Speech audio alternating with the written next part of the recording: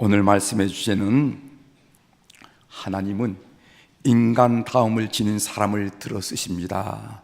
이런 주제로 은혜를 나누고자 합니다. 나무는 가지 끝부터 물이 오릅니다.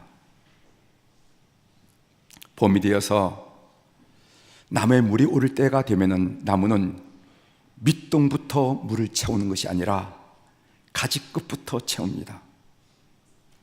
나무의 가지 끝은 나무로 볼 때 구석진 곳이죠. 나무는 그 구석진 끝까지 물을 채우므로 온통 연두빛 잎을 피워낸 것을 보게 됩니다. 물은 구덩이를 채우지 않고는 앞으로 나가지 않는다, 이런 말이 있어요. 물길에 있는 웅덩이는 못 본 채 하고 지나치고 싶은 곳입니다. 그러나 흐르는 물은 웅덩이를 만나면은 잠시 걸음을 멈추고 웅덩이를 채웁니다. 시간이 걸려도 웅덩이를 다 채운 뒤에야 다시 앞으로 전진하는 것을 보게 됩니다. 하나님이 쓰는 사람도 그런 사람이 아닐까요? 하나님은 가지 끝부터 물을 채우는 나무처럼 웅덩이를 다 채운 뒤에 다시 흐르는 물처럼 자기 주변에 후미진 곳을 보듬을 줄 아는 사람, 보듬을 줄 아는 그런 인간다운 사람을 찾는다, 들어쓰신다 하는 얘기입니다. 우리는 하나님께서 사울 왕을 선택하신 이 일을 통하여 이 사실을 확인할 수가 있습니다. 사무엘상 8장 9장은 이스라엘 정치 체제의 대전환을 이루고 있습니다. 가나안 정착기 이후 350여 년간 이스라엘의 정치 체제는 각 지파를 중심으로 한 지방 분권적인 신정 체제였습니다. 하나님이 직접 다스리는 체제였습니다. 우리는 이 시대를 사사 시대라 이렇게 말하죠. 사사를 통하여 하나님이 이스라엘 백성들을 직접 다스리는 것입니다. 여러분 사사들 알지요? 기드온 사사, 머리 긴 삼손 사사, 다 그들이 사사라는. 사사들은 지파 내부의 분쟁을 조정하는 재판관 역할을 했습니다. 그래서 공동번역에는 그 제목을 판관기라 이렇게 제목을 붙였어요. 사사들은 외부에 침략이 있을 경우 군사 지도자가 되기도 했습니다. 그러나 사사는 비세습적이고 비정기적인 지도자일 뿐이었습니다.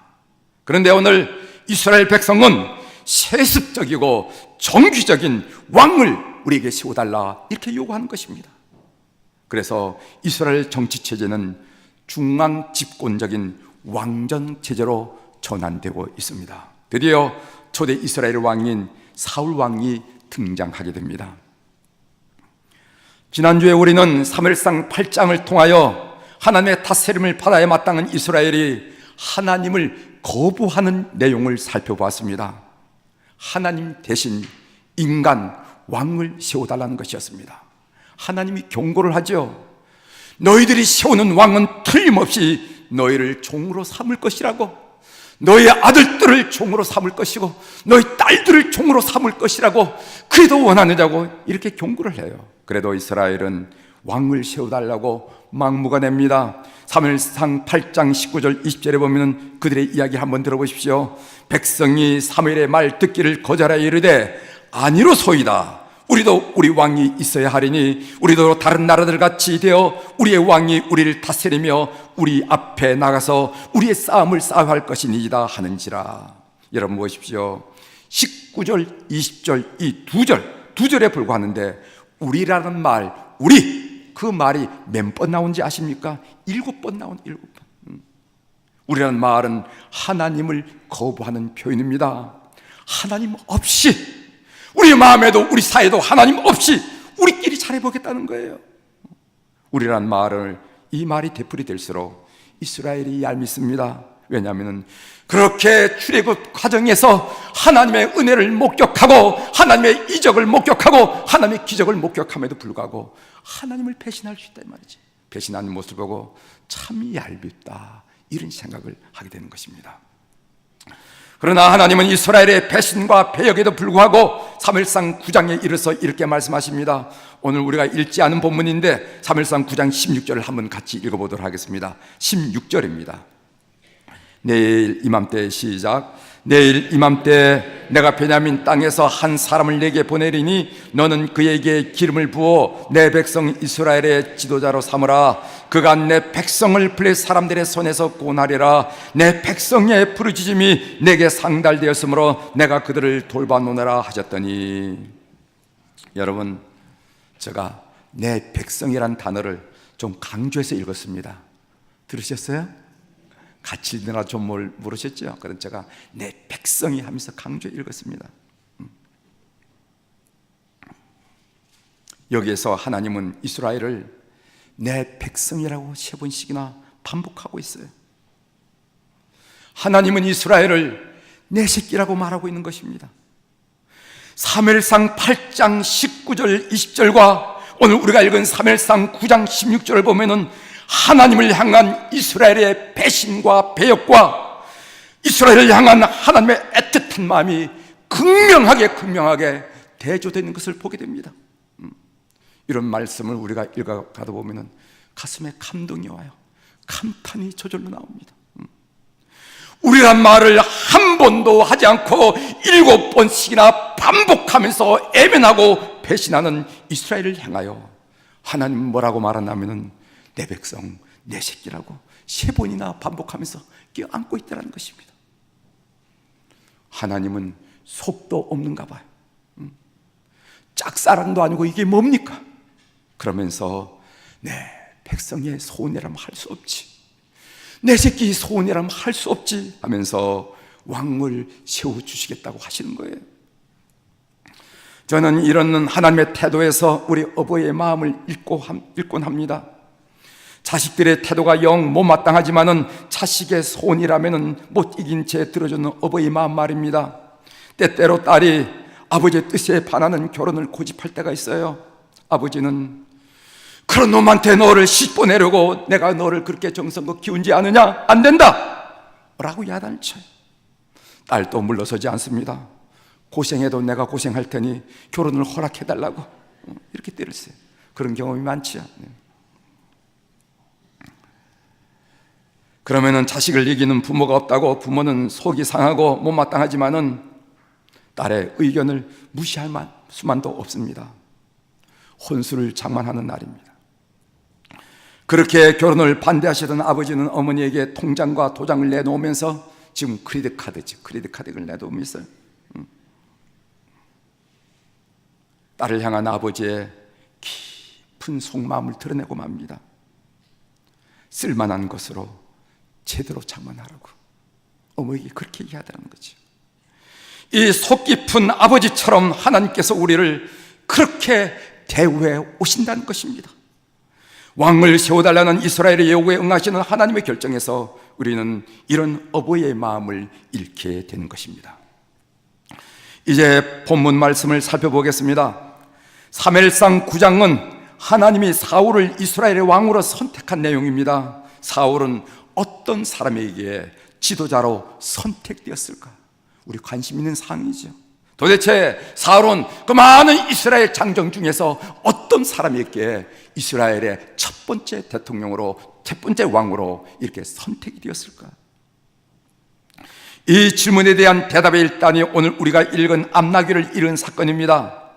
사울을 지도자로 선택하는 과정에서 하나의 신변잡기에 불과한 암나귀를 잃은 사건이 이처럼 본문에 길게 기술된 것은 뭔가 우리에게 하고 싶은 이야기가 있기 때문일 것입니다. 그렇지 않아요?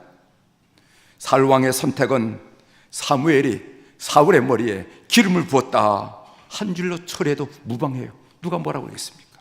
그런데 암나귀를 잃은 사건을 이렇게 길게 기술한 것은 사울의 어떤 인간됨이 하나님의 눈에 들었다라는 것을 말하고 싶어 한다는 것입니다.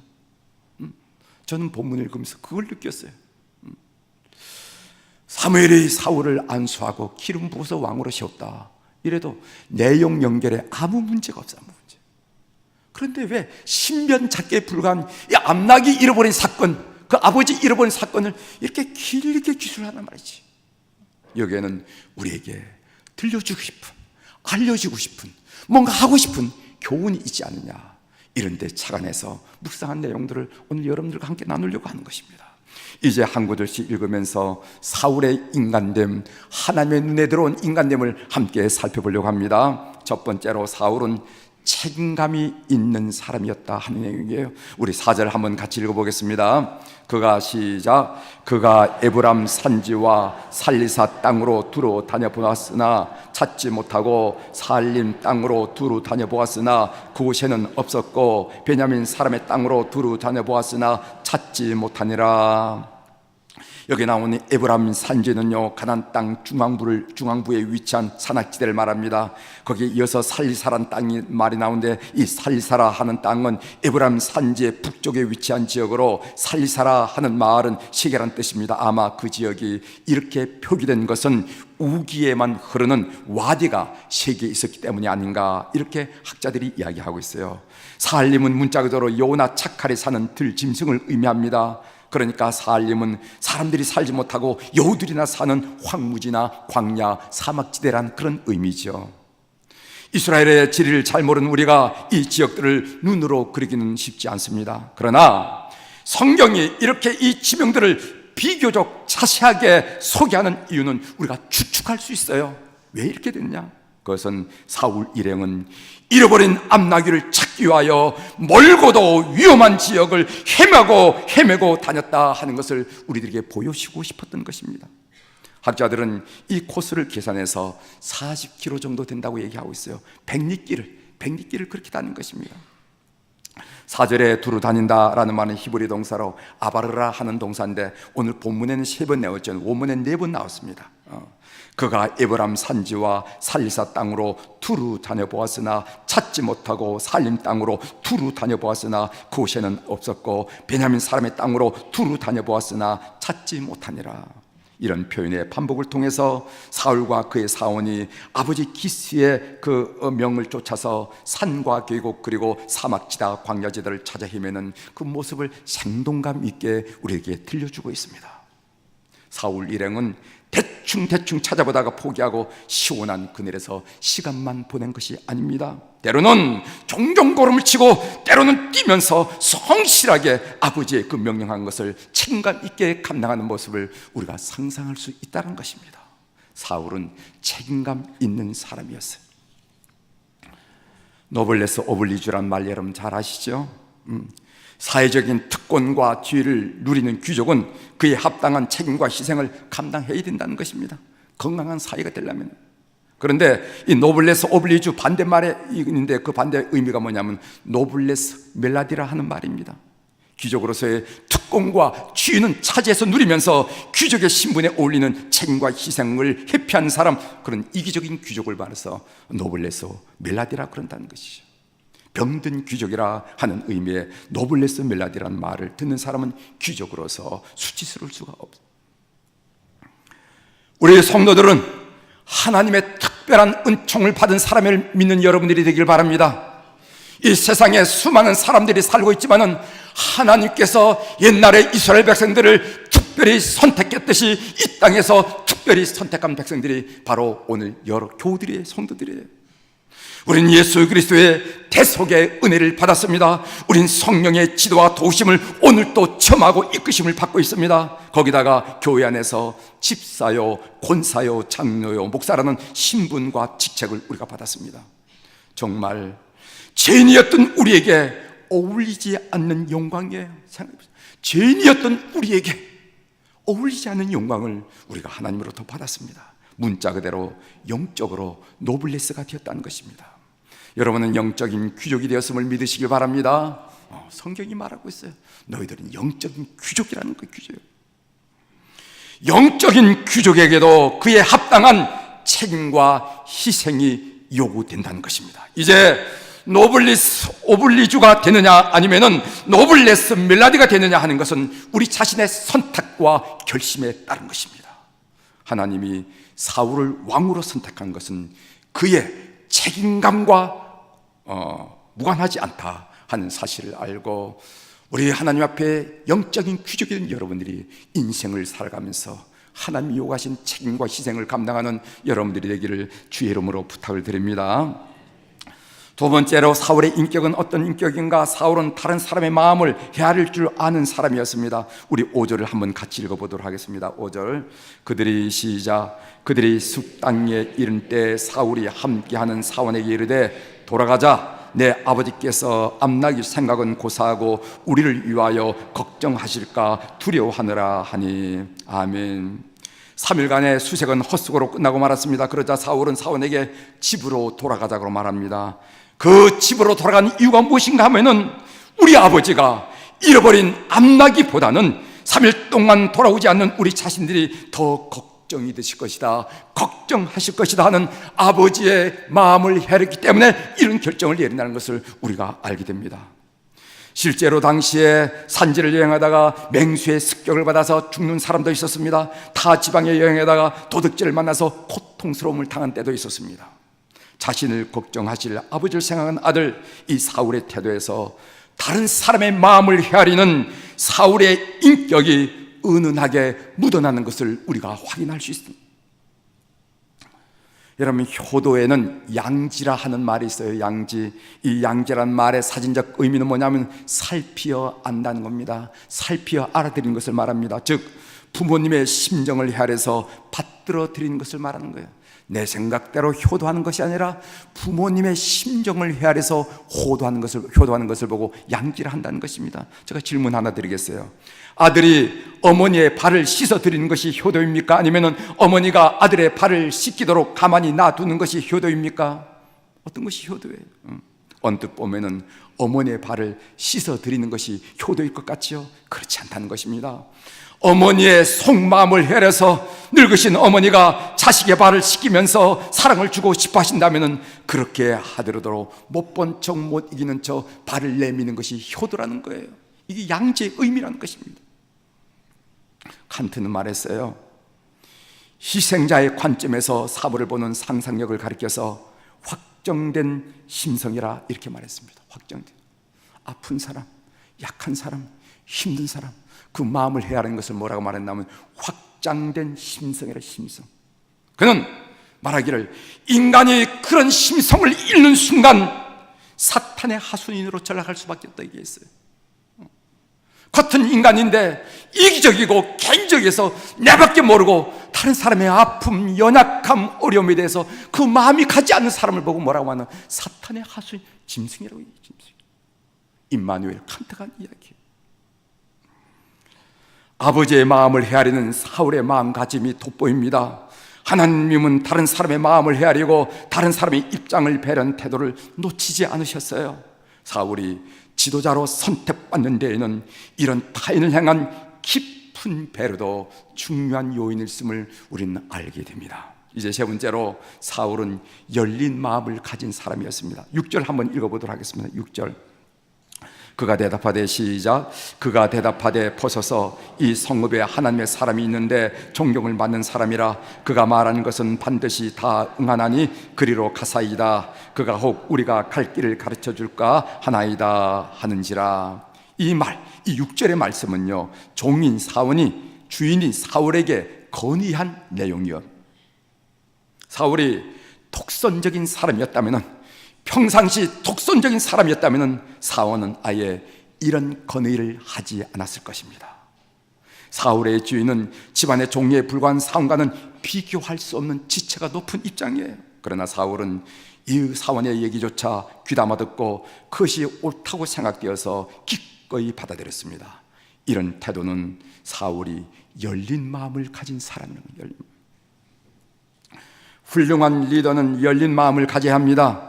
공동체가 발전하려면 좋은 생각들이 많이 쏟아져 나와야 됩니다. 그런데 대체로 이런 창의적인 아이디어들은요, 튀는 구성원으로부터 많이 나옵니다.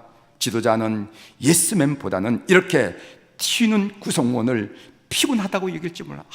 저 친구 피곤해 죽겠어, 엉뚱한 소리 해가지고 피곤해 죽겠어. 그래서 이런 엉뚱한 아이들을 비웃거나 무시하기 쉽습니다. 뭘 안다고 헛소리야, 지금 하는 일이나 해, 이렇게 핀잔을 받으면 구성원들은 그 다음부터 침묵하기 시작합니다. 빌리 그레엄 목사님은 이런 얘기를 한 적이 있습니다. 두 사람의 생각이 똑같으면 그 중에 한 사람은 필요 없다 이랬어요. 달라야 된다는 거예요. 아이디어가 달라야 된다는 거예요.